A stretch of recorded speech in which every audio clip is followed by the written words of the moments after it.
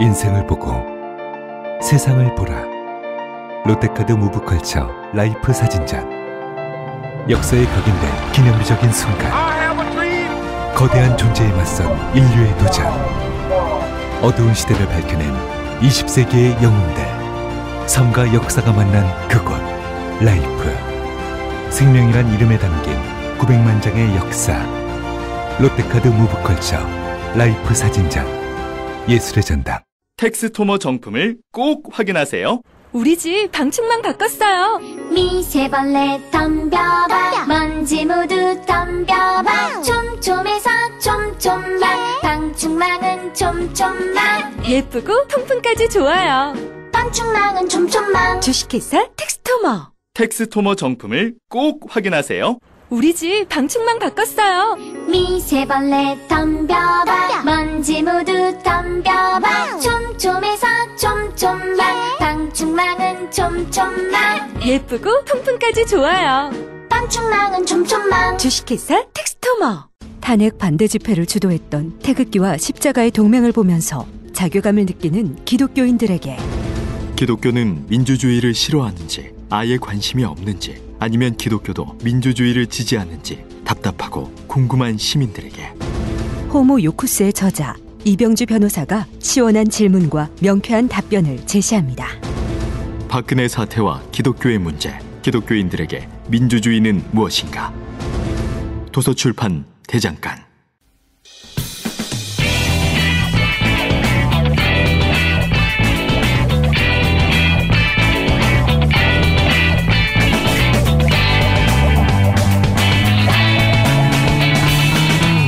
김어준의 뉴스공장.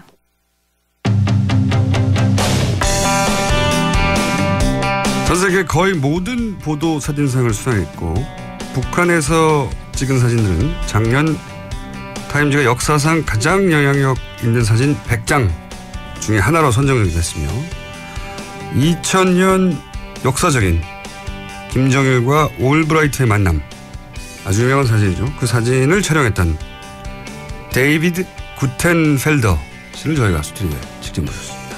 안녕하세요. 방금 제가 여러 상을 받았다고 소개했는데, 그런데 퓰리처 상은 7번 후보만 되고 상 못 받았어요. It's very elusive and 참 my mother is 차기가 힘든 상이더라고요. 저희 어머니도 저한테 똑같은 질문을 하셨었습니다. 왜 이런 질문을 드렸냐면, 예를 들어서 보도사진상 중에 가장 큰 상 중에 하나인 월드 프레스 포토 어워드 8번이나 받았거든요. 퓰리처도 7번이나 후보가 됐어요. 그러나 퓰리처는 못 받았다. Well, I'm not sure. I guess. 잘은 모르겠습니다. 그런데 어떤 프로젝트나 그 해를 내가 올해는 상을 받아야지 이런 마음으로 한다라는 것은 질 떨어지는 사진을 찍을 수 있는 가장 확실한 방법 중에 하나인 것 같습니다. 또 연말이 됐을 때 7번씩이나 떨어지고 나면 올해도 또 신부가 아니라 들러리야 이런 생각을 하게 되긴 하죠. 이렇게 받고 싶다는 거잖아요. I guess so. 아마 I mean, the photographs are that we have that have won awards like that are. 아마도 이런 상을 받게 되면 아이콘이 되면서 사람들의 기억 속에 영원히 자리하게를 답니다. 그래서 이 찍힌 사람들이 이런 상을 통해서 사람들에게 영원히 기억되고 불멸의 삶을 받게 된다는 거, 아마도 그런 것이 때문에 이런 상이 중요하지 않은가 생각은 듭니다. 네, 받고 싶은 것으로 정리됐고요. 자, 그러면 포토 저널리스트가 직업인데, 포토 저널리스트가 어떤 직업인가요?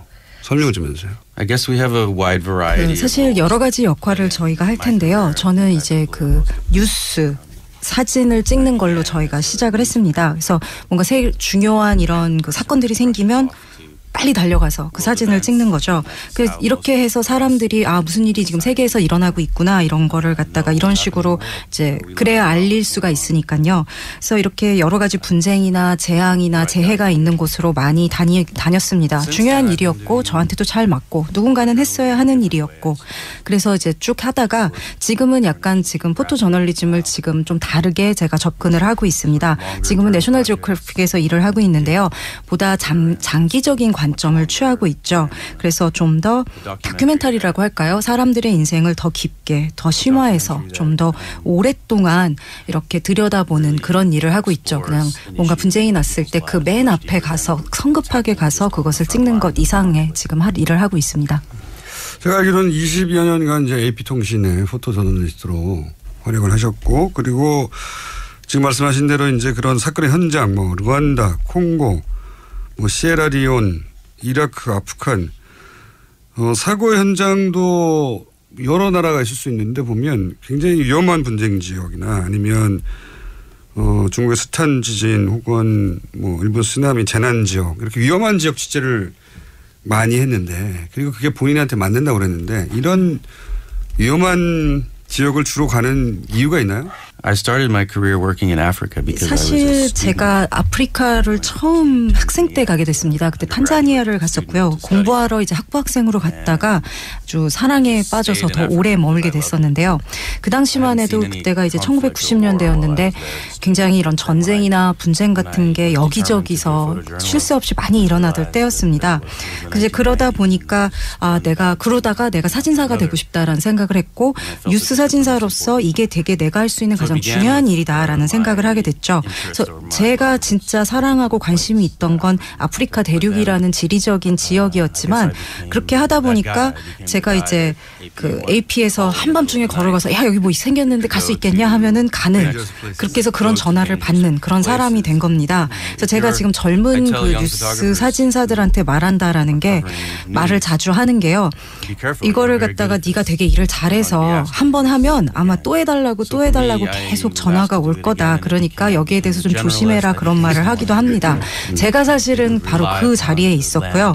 그렇게 계속 부탁을 받고 아무도 안 가는 굉장히 위험한 지역에 가라 그러면 잘 가고, 갔다가 사진을 갖고 또 잘 살아 들어오고, 그러다 보니까 이것이 제 천직이 됐고 제 삶의 목적이 됐고, 그래서 사람들이 안 가는데 기꺼이 들어가서, 그래서 거기에 있는 사람들의 현실과 뉴스를 갖고 오는 그런 일을 쭉 하다 보니까 이렇게 됐습니다. 그래서 저는 그러다 보니까 이게 굉장히 중요한 일이구나, 그런 생각을 가지고 계속하게 된 거죠.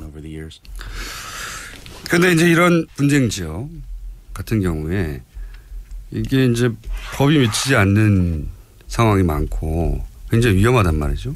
그러니까 당연히 두려움을 느낄 거고. 근데 이 두려움은 어떻게 극복하는지, 그리고 그렇게 두려웠던 지역에 또다시 들어가는 이유는 뭔지, 다시는 여기 오지 말아야지 결심한 후에 다시 들어간 적은 없는지, 그럴 때 그 이유가 뭐냐, 두려움을 어떻게 극복하냐, 왜 계속하냐.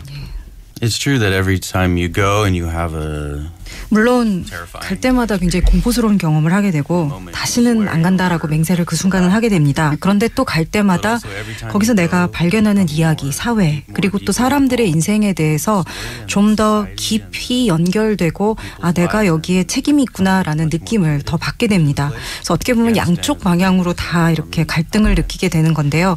아마 그 좋은 예가 아프가니스탄이 아닐까 합니다. 그러니까 이제 그 9.11 사태 이후 직후에 2001년에 제가 아프가니스탄을 이제 처음 갔었는데 또 가고 하다 보니까 거기서 10년을 제가 보내게 됐습니다. 말은 정말 공포스러운 그런 이제 경험도 많이 했지만요. 또 돌아갈 때마다 내가 지금 이 얘기를 반드시 전달해야 하겠다는 그 나 자신의 결심도 또 더 많아지게 되었습니다. 그래서 이런 또 이제 위험이나 공포를 닥쳤을 때 이제 어떡하지, 이런 상황이 왔을 때 사실 잊어버리기 되게 어렵죠. 그렇지만 또 동시에 약간 이제 얼굴이 또 두꺼워지게 된다고 할까요?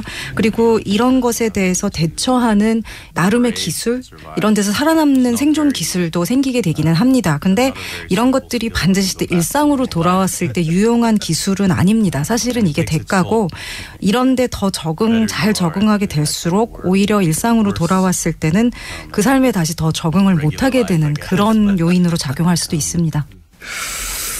2011년에 평양의 서양 매체로는 처음으로 AP통신 지국을 열었고 거기에 크게 영향을 미친 걸로 알고 있는데, 평양을 처음 간 것은 그 올브라이트가 김정일 당시 국방위원장을 만났을 2000년 그때인가요?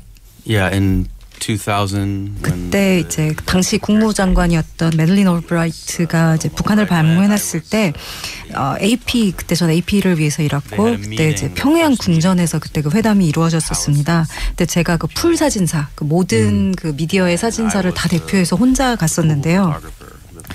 굉장히 좀 괴상한 경험이었습니다. 그래서 이렇게 이상한 색깔의 양탄자, 꽃무늬가 막 있는 양탄자가 있고 벽에는 좀 거대한 막 파도 그림이 그려져 있는 벽화가 그려져 있고 그래서 기다리고 있는데 이제 이 올브라이트 장관님도 좀 되게 좀 이제 초조해갖고 나 이거 어디 서야 되지 막 이렇게 물어보고 저는 정말 저도 모릅니다 이런 대화를 막 하고 있었는데 갑자기 문이 쫙 열리더니 이제 김정일 이제 그때 이 들어오는데 정말 이 꿈인가 현실이 정말 아닌 것처럼 느껴졌습니다. 사실 그 당시만 해도 뭐 미국인이든 한국인이든 누구든지 실제로 김정일을 만난다라는 그 상황이 그러니까 정말 이렇게 꿈 같은 상황, 현실 그러니까 상상을 할 수가 없는 상황이었고 초현실적인 상황. 예. 네.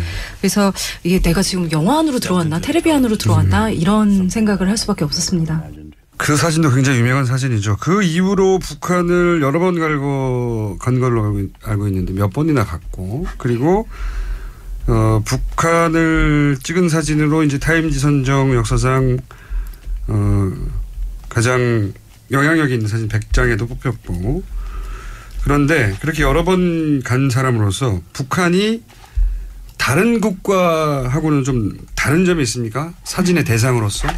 I think between 2000, my first trip with Albright. 제가 아마 2000년대 처음 그때 이제 올브라이트 장관이 오셨을 때 같이 가서 2015년까지 50번 정도를 갔었습니다. 또 50번. 예.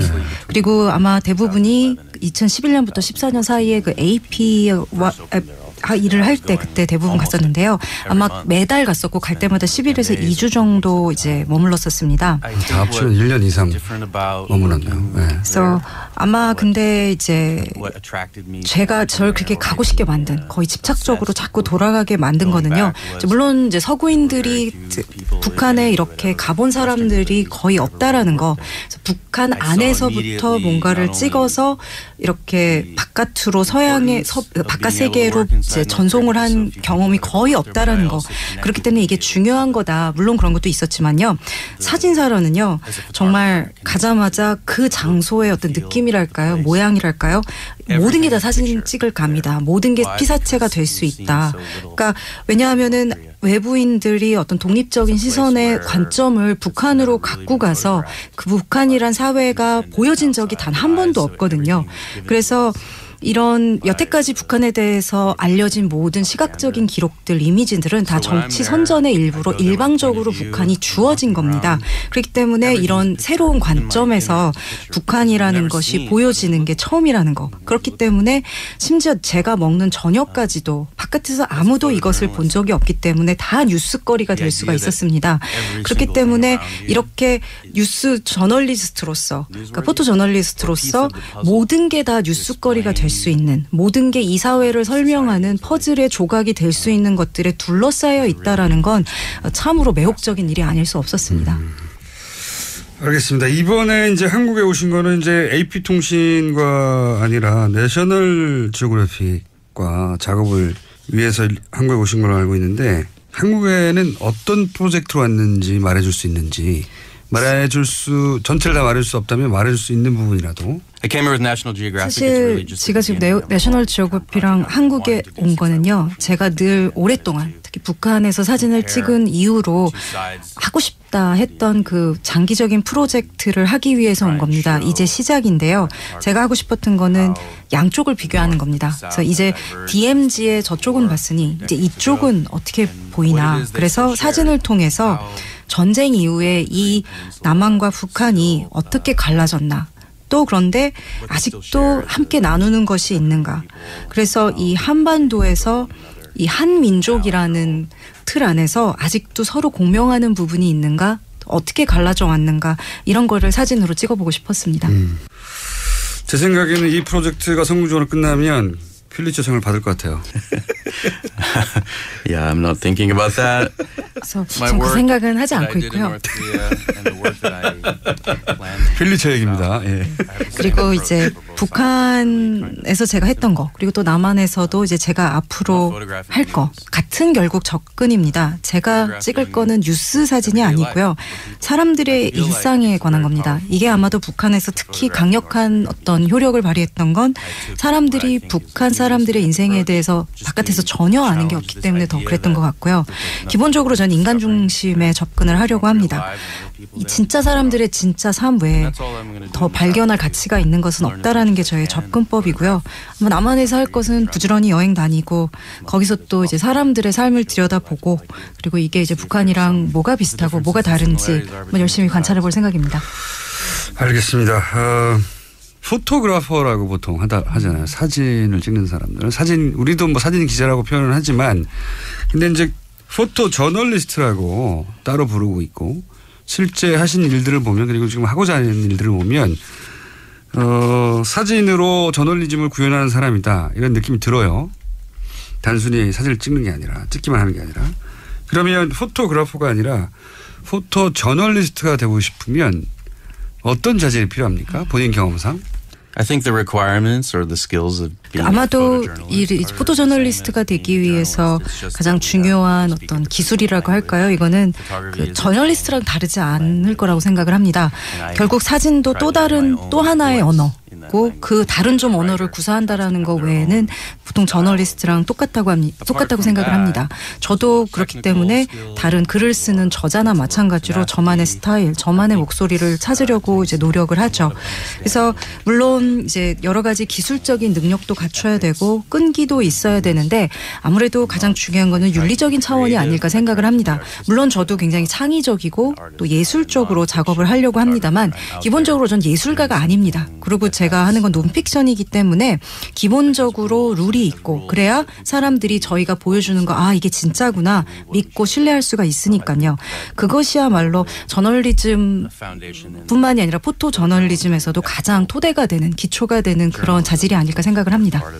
거의 마지막 질문인데 한국이라는 나라가 포토 저널리스트의 입장에서 뭐랄까요? 흥미를 끄는 대목, 지점, 다른 나라와 다른 부분 그건 뭔가요? For me personally, it was my first time. 사실 제 개인적으로는요. 제가 2000년대 북한만 간 건이 아니라 남한 서울도 왔었습니다. 그때 이제 이산가족 상봉으로 50년 만에 그 가족들이 처음 만나는 그 장면을 보게 됐었는데요. 사실 그때만 해도 한반도에 대해서 거의 잘 아는 것도 없었고 그런 상황이었는데 이렇게 그 50년 만에 가족들이 처음 모였다가 3일이 지나고 나서 다시 또 찢겨지는 이런 장면을 본다라는 거는 굉장히 특별한 경험이었습니다. 근데 제가 본 게 이 80 넘은 노모가 이 눈이 잘 안 보여서 이제 50년 만에 처음 본 아들의 얼굴을 기억하려고 이렇게 손으로 더듬는 그 장면을 봤었는데요.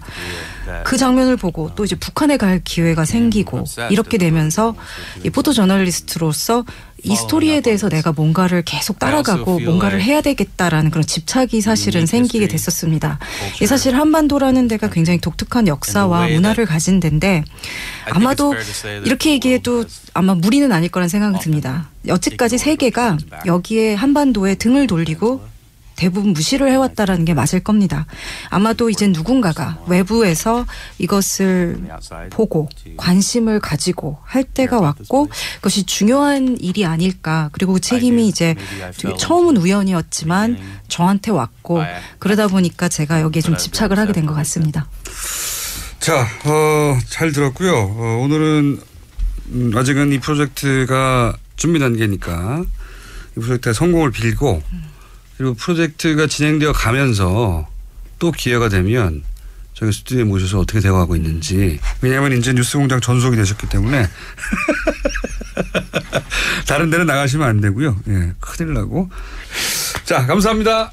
Thank you very much. 네, 지금까지 세계적인 포토 저널리스트 데이비드 구텐펠더 씨였습니다. 그리고 통역에는 동시통역사 홍희연 씨가 수고해 주셨습니다. 100년 100년 이상 살 수 있는 장수 어종 캐비아를 낳는 어종으로 더욱 유명한 철갑상어. 이 철갑상어를 진액으로 만들었다는데 그 이름하여 사랑어. 오메가3, 필수 아미노산, 각종 미네랄, 콘드로이친 등 100년 장수 철갑상어를 진액으로 한 컵에. 좋다 좋아. 철갑상어 진액 사랑어. 스테미너가 콸콸콸. 검색창에 사랑어. 오빠, 우리 어디 가는 거야? 정수 가지. 와, 우리 말 타러 가는 거야? 그렇게 좋아? 고민하지 말고 장수로 오세요. 온 가족이 즐기는 승마 체험과 국내 최대 규모의 말역사 체험관 등 장수에는 정말 볼 것, 누릴 것들이 넘쳐난답니다. 말의 심장 소리를 직접 느껴보는 장수에서의 하룬 여행. 장수는 항상 가까이 있습니다. 주말 여행은 장수로. 승마 체험 예약은 063-350-5486.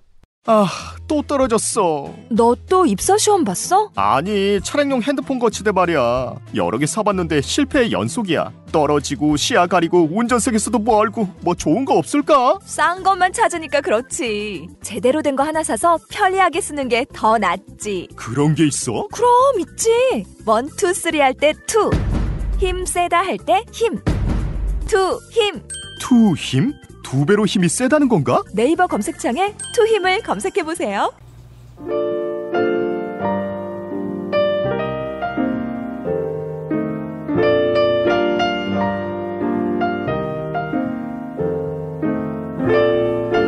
불친절한 AS. 오늘도 누가 멀리서 듣나 많은 분들이 또 참여해 주셨습니다. 스페인 서남부 세비야인데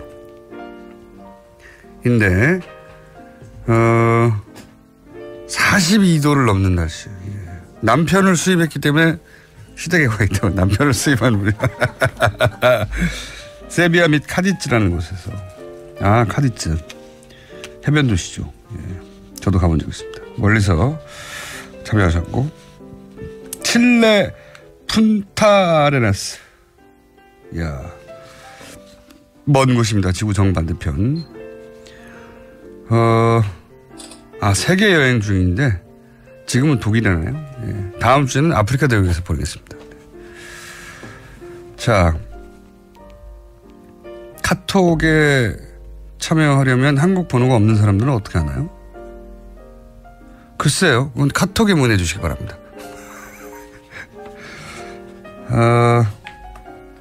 장재원 의원은 최순실 재산 환수에 일단 동참을 해라. 네. 그래야지 믿어주겠다. 장재원 의원 관련한 반응도 많습니다. 음악이 뭐였냐.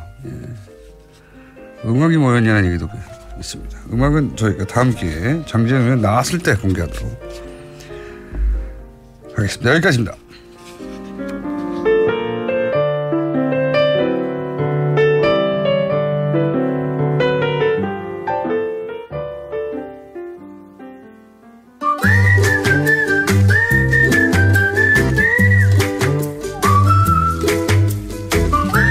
자, 도시건축가 김진애 박사님.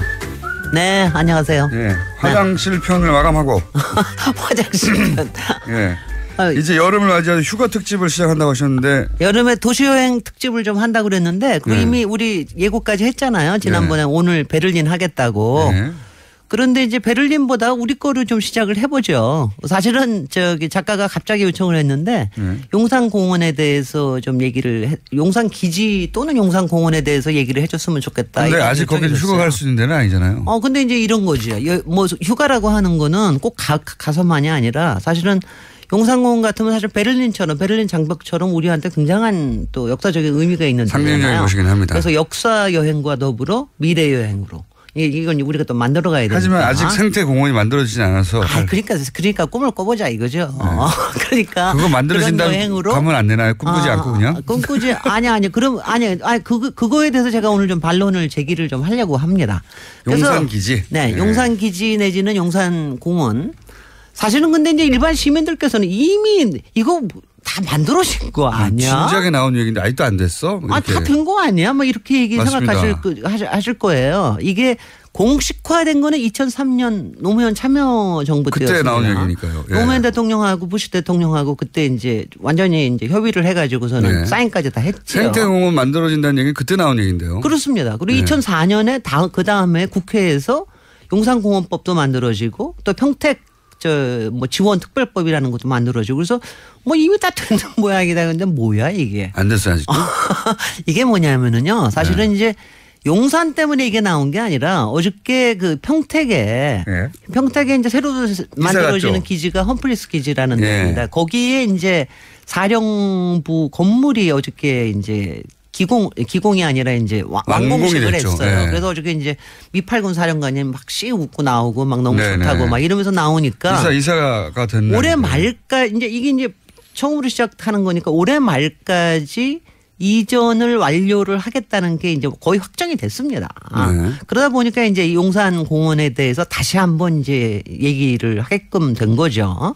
그래서 오늘 얘기가 나온 겁니다. 그러면 2003년에 이야기가 나온 다음에 몇 년간 14년 만입니다. 건물을 14년 지은 건 아닐 테고. 그런 건 아니고요. 왜 이렇게 느릿느릿한 거죠? 그동안에 이제 평택 그 기지에 대해서도 뭐 여러 가지 사건들이 많았어요. 그리고 이제 또 한미 동맹 사이에서도 또 뭐 여러 가지 얘기가 있고 그래서 좀 늦어졌는데 그 이전 자체가 좀 늦어졌는데 워낙이 조건 자체가 용산에 있는 거를 이전을 하고 그러고 난 다음에 용산공원을 만드는 거였기 때문에 늦어졌기 때문에 솔직히는 참 다행이라고 얘기해야 됩니다. 그건 왜 그렇습니까?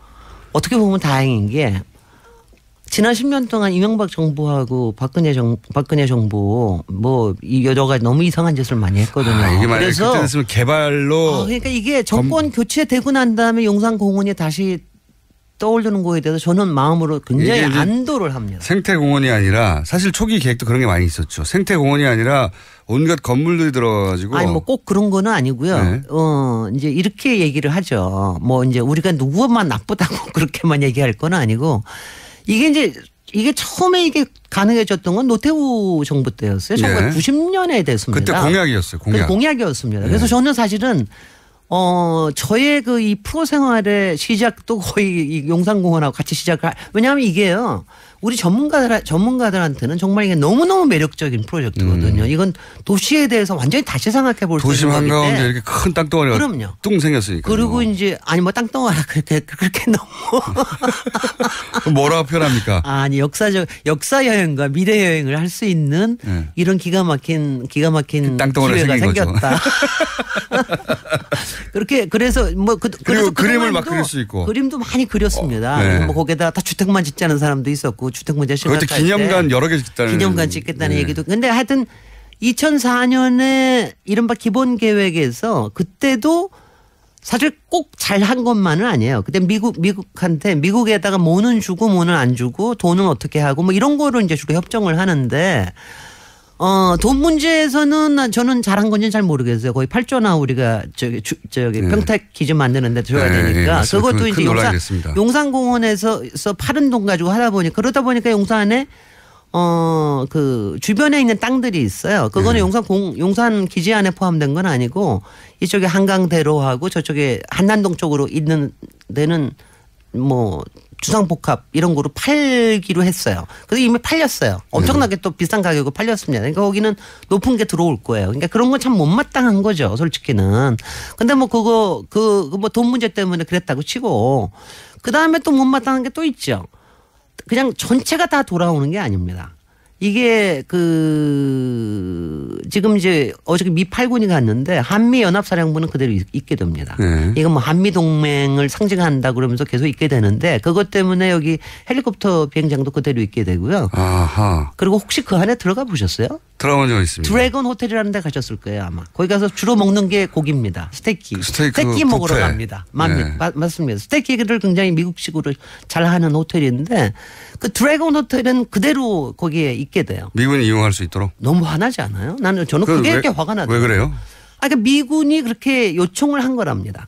그러니까 한미연합사령부가 있고 그 호텔은 이용객도 많고 뭐 등등등 하기 때문에 미군이 계속 이용해야 하니까. 그리고 아마 아실지 모르지만은 이 미군 기지 저쪽 위쪽에 땅에는 미 대사관이 들어오게끔 이미 결정이 됐습니다. 미 대사관이 글로 이사한다고요? 네, 후암동하고 붙은 쪽에 완전히 큰 땅을 네모나게 딱 미 대사관이 들어가게 돼 있습니다. 그러니까 앞으로도 여러 가지 쓸모가 있겠다 싶어서 그랬는지 뭐 그렇습니다. 그래서 이제 이 지도를 보면은요, 이 용산을 보면은 서울에 그야말로 배꼽 같은데요. 배가 있고 그냥 배가 크고 그다음에 거기 배꼽 근데 꼭 배꼽까지 딱 있는 데가 두레강 호텔 자리거든요. 근데 그거는 안 없앤다고 그러니까 저도 이제 그때 대신 이제 그 미군뿐만이 아니라 일반에도 개방하는 거 아닙니까 혹시? 그거는 아직 구체적인 건 잘 몰라요. 그러면 그거는. 대사관, 드래곤 호텔, 한미 그게 사령부. 다 붙어 있지 않습니다. 네. 다 위에 가운데 저 나머지 공간은 나머지 공간은 이제 공원으로 하겠다라고 하는 거를 기념관 이런 거 짓지 않고요? 아니 그런 거를 이제 하겠다고 마음은 이제 정해놨는데 네. 그동안 이명박 정부 때 마스터 플랜을 만들었고요. 네. 그리고 그 다음에 이제 잘 진행이 안 되면서 특히 박근혜 정부 동안에 이상한 짓을 많이 했어요. 어떤? 국토교통부가 뭐냐면은 어떻게 했냐면 그 땅이 크잖아요. 한 70만 평대니까 네. 그걸 쪼개가지고 이거는 뭐 문화관광부, 이거는 뭐 이거는 여성부, 이거는 무슨 경찰청. 그래서 기념관 짓겠다고 막 7개로 나눠놨어요. 그래서 기념관 빌딩만 다 찾아야 될 정도로. 그래가지고 그때 안 그래도 이제 그 밑에 아실지 모르지만 국립중앙박물관이 길게 옆으로 있거든요. 그러니까 이제 그래가지고 솔직히 전문계에서도 그렇고 역사계에서도 굉장히 많이 반대를 했습니다. 이거 이렇게 쪼개서 하면 어떡하냐. 그러니까 이게 어떤 의미냐면은요. 도시 속에 생기는 처음에 국가공원이거든요. 저는 그 예를 들어서 뉴욕의 센트럴파크 같은데 진짜 부럽거든요. 그래서 말이죠. 도시 한가운데 거기 엄청나게 큰 녹지가 있잖아요. 거기만 벗어나면 빌딩 숲인데 거기를 들어가면 숨 쉴 수가 있거든요. 그런 게 도시 한가운데 가장 발달한 도시 한가운데 그렇게 어마어마하게 있는 게 정말 부러운데 기회 전에 찬스. 그래서 이게 말하자면은 이제 서울에도 드디어 허파가 생기는 거 아니에요. 말하자면은 이게 이런 거를 갖다가 이런 식으로 땅을 저는 정말 땅 쪼개는 거는 정말 제가 반대를 하거든요. 그래서 그런 짓을 하려고 작년에 발표를 했습니다. 기획부동산이 잘하는 건데 땅 쪼개는 맞습니다. 땅 쪼개가지고 거기다가 특히 그 안에는 국방부가 굉장히 많은 자리를 차지하고 있습니다. 아시죠? 그 가운데 국방부. 그러니까 말하자면 이제 용산의 땅이 역사에 대해서 이제 조금은 우리가 생각을 해야 될 게 조금이 아니라 많이 생각을 해야 되는 게요. 오늘 시간 많으니까 역사 얘기도 좀 하죠. 오늘 좀 길어요, 시간이. 그러니까 역사가 그러니까 사실은 이제 이게 그러니까 정말 슬픈 땅이에요, 우리로서는. 예전에 제가 어설프게 아는 바로는 중국 혹은 일본 에서 우리 땅에 들어올 때. 그러니까 처음에는 몽고 침공부터. 몽고 때부터. 몽고 때부터. 근데 한강이 옆에 있다 보니까. 뭐냐면 이게. 물자가. 이게 물자 들어오기 좋고요. 그러니까 14세기 때부터 여기에 그리고 땅은 또 넓고. 그러니까 그리고 여기에 이제 조선 왕조가 사용하던 꽤 큰 땅이 있었어요. 그러니까 거기에다가 그냥 가서 그냥 주둔을 한 거죠. 외국 군대가 들어오면 주둔하는 곳. 그러니까 너무 쉬운 게 바로 성문 밖에 있고. 땅은 넓고. 그리고 교통 편하고. 한강 바로 붙어 있어서. 그러니까는 이제 한강 바로 붙어 있고 그러니까는 예전에는 여기 한 중간 정도까지 배가 들어오기도 했습니다. 그러니까는 이제 쉽게 그렇게 했던 거죠. 그래서 이제 14세기에 몽고가 했죠. 그 다음에는 또 임진왜란 때 또 여기에 와서 일본 애들이 주둔했죠. 근데 일제시대 때도. 일제시대 때 했죠. 그다음 미군이 또 들어왔죠. 근데 이제 제가 이런 거 보면서 제가 이제 정말 가슴 아픈 건 뭐냐면 이게 요 주둔하는 게 우리나라만 지배하기 위해 주둔한 게 아니었어요. 여기가 일종의 병창기지였습니다. 몽골이나 이런 청나라 같은 경우에는 일본 치겠다고 여기다 병창기지 만들었고 일본 애들은 여기서 태평양 전쟁하겠다 병창기지 만들었고 미국이 뭐 했는지는 저도 잘 모르겠습니다.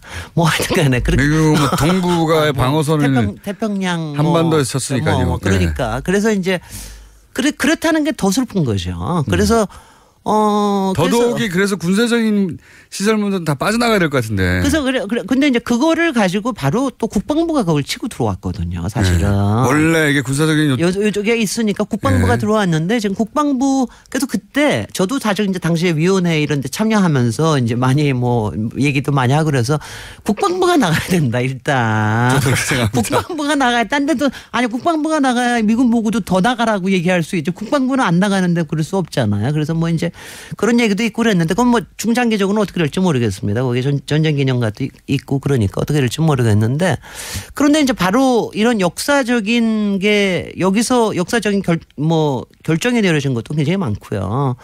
뭐 일례로 들어서는 6.25 전쟁 때 한강 다리 폭파시키려고 하는 결정도 여기서 내려졌다 그러고 그래서 이제 그런 여러 가지 역사적인 게 워낙 커서 그래서 제가 이제 외국 사람들 이제 이렇게 오고 그러면은 다들 놀래죠. 도대체 니네는 어떻게 도시 한가운데 저 담벼락에 저렇게 있고 저게 남의 나라 땅이 되네. 예. 외국 군대가 거기 주둔하고 있어. 그리고 외국 군대라는 게 뭐냐면 남의 나라거든요. 남의 나라고 거기 우리 마음대로 못 들어가고 우리를 점령한 곳들이 항상 주둔하는 점령한 군대가 주둔하는 데거든요. 그렇습니다. 그러니까 이제 그게 다시 그러니까 우리한테는 정확하게는 111년 만에 돌아오는 겁니다. 정확하게 내년부터 저기를 한다라고. 중국의 홍콩 돌아가는 것과 본질적으로 비슷한 그렇습니다. 거예요. 거의 그리고 저희가 다음 주일에 베를린 할 텐데 베를린 장벽이 무너지는 거하고도 비슷하고요. 그래서 저는 사실은 그 안에 있는 군사적인 시설물들은 다 빼내자. 일단 1차적으로는. 아니요.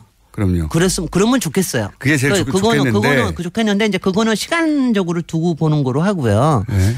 제가 이제 몇 가지 생각을 하고 있는 게 있어요. 몇 가지 그래서 오늘 제가 그 얘기를 하고 싶어서. 그걸 어떻게 활용하자? 아니 어떻게 활용하자는. 네. 아니 그게 생태적으로 복원이 되는 거는 굉장히 중요한 거기 때문에 그건 중요합니다. 그러니까 땅 나눠 먹기 하지 말자. 사실은 이제 그 뉴욕시에 있는 센트럴파크도 거기 200년 역사가 땅 따먹기 방어 역사예요. 맨날 이거 들여놓겠다. 저거 왜 땅이 크니까 뭐라도 조금 들어갈 수 있는 것 같잖아. 개발업자들이 얼마나 탐이 나겠어요. 얼마나 탐이 나요. 그러니까 거기다가 무슨 식당 집어넣겠다. 무슨 호텔 집어넣겠다. 이거 방어하느라고 막 했던 건데 우리도 아마 그래야 될 것 같고요. 그래서 아마 이제 우리가 당장 내년부터는 이제 뭔가를 할 수 있는데 지금 거기에서 가장 큰 이슈가 되는 게 뭐냐면은 아까 그 8조 들어가는 것도지만 토지 정화 문제가 굉장히 큽니다. 거기에 상당히 오염이 돼 있기 때문에. 군사시설. 근데 땅 오염을 정화시키는 게 돈이 많이 드는데. 그 돈을 미군이 안 냅니까? 지금 안 내는 걸로 돼 있죠. 아니 전세 살다가 나가면 원래 복구하고 나가야 되는 거잖아요. 그래서 그 부분이 사실은 이제 굉장히 뜨거운 문제예요. 굉장히 뜨거운 문제라서 그게 근데 이제 우리가 왜 그러냐면 이게 용산 기지뿐만이 아니라 사실은 전국에 굉장히 많은 땅이 있었습니다. 그리고 이제 딴 것들은 가령 부산에 있는 굉장히 큰 미군 기지 하나가 있었어요. 하엘리아. 그건 서면에 있는 건데 그건 한 13만 평 꽤 커요. 그거는 한 2005년에 돌아왔어요. 그러니까 도시마다 그런 것들이 꽤 많아서 그걸 이제 뭉쳐서 평택에다 집어넣는 거니까. 근데 그동안 토지 오염 정화 비용에 대해서 그냥 다 그냥 침묵 묻은 거죠. 그냥 입 다물고 그냥 있는 거죠. 이런 식이어서 용산은 특히 오염 문제가 심각하기 때문에 그리고 그 오염에 대한 게 제대로 조사도 잘 안 돼 있습니다. 그러니까 이 부분에 대해서 우리가 요구했는데 거절한 건가요? 어떻게 거절한 적 많습니다. 그러니까 우리가 거기에 들어가서 제가 아까 여쭤볼게요. 거기 들어가 보셨다는 게 드래곤 호텔만 들어가 보셨죠? 아니 그 뒤쪽에 그 일정 정도 공원 시설 공원처럼 돼 있긴 있잖아요. 그런데 가보면은요. 지금 우리나라 국민 중에 그 안에 들어가본 사람이 몇 사람이 될까요? 1%도 안 될 거예요. 0.1%. 못 들어가는 줄 알죠. 저는 0.1%에 속해서 저는 조사하면서 한번 들어갔던 적이 있어요. 근데 솔직히는 그 안에 무슨 일이 있는지는 일반 국민들은 아무것도 모릅니다. 거기에 그러니까 사람들은 이렇게 위에서 남산 위에서 보면은 나무들이 많기 때문에 뭐 공원처럼 돼 있는 거 아니야? 그런데 그 안에 건물도 무지 많아요. 한 1,100동 정도 됩니다. 그러니까 건물도 굉장히 그리고 그 안이 아시다시피 무슨 미군만 그냥 주둔하고 있는 게 아니라 거기에 사람들이 사는 데도 다 있거든요. 그게 1945년인가 6년에 미군이 거기를 차지했으니까요. 그러니까 거기 가서 이렇게 보면은요, 무슨 캘리포니아에 와 있는 것 같은 그런 느낌이 들 정도로 나무가 잘 돼 있고 전원풍의 이런 도시기도 해요. 물론 70년 이상 자기들 땅처럼 썼는데요. 그렇죠. 근데 이제 이거를 어떻게 해야 되느냐는 이제 일단 여기는 청와대도 관심이 있고 국토교통부도 관심이 있는데 이것도 주무부 부처는 당연히 국토교통부인데 제가 하여튼 오늘 기회를 통해서 제가 꼭 우리 시민들께는 말씀드리고 싶은 게 일단은 요점이 이제 나오네요. 이제 요점 요점이 저긴 게 일단은요. 지금 국토교통부는 마스터 플랜 만들어 놓고 그거 가지고 생태공원 만들어서 앞으로 10년 안에 다 하겠다 이런 식입니다. 네. 이게 통상적으로 하는 짓입니다. 다. 왜냐하면 제가 짓이라고 얘기하는 게 나쁘다는 게 아니라 맨날 하는 짓이 그래. 땅이 있으니까 어떻게 써먹을 걸 정해서 그거 빨리빨리 하자. 저는 그러면 안 된다고 생각해요. 이번에는 어떻게 해야 됩니까? 이번에는 제가 아까 얘기한 0.1%도 못 들어가 본 이거를 일단은 국민들한테 공개를 해야 됩니다. 있는 상태도. 있는 상태에서 우리들이 느낄 수 있도록 해야 돼요. 그리고 그걸 갖다가 그 안에 있는 역사에 대해서 지금도 물론 발굴이 돼 있는 게 있지만 역사에 대한 걸 충분하게 발굴을 해야 됩니다. 그리고 그 안에 지금 환경오염이나 이런 거 조사를 해야 됩니다. 그래서 저는 솔직히는 내년에 이게 돌아오면 당분간은 아무 짓 좀 하지 말고 조사하고 국민들한테 처음에는 가이드 투어 조금씩 더 해가지고 일단은 이런 짓이 그동안 일어났습니다. 역사의 교육 현장으로 쓰자. 일단은 봐야 됩니다. 우리가 왜냐하면 하다못해 그 설계한 사람도요. 지금 마스터 플랜이라고 세워서 외국 팀하고 우리나라 팀하고 들어가서 뭐 팀이 있는데 그 사람도 아마 10번 이상 못 들어가 봤을걸요. 그렇게 왜냐하면 땅에 대해서 자기의 땅처럼 느끼고 난 다음에 뭘 해야 되는 게 정상이지.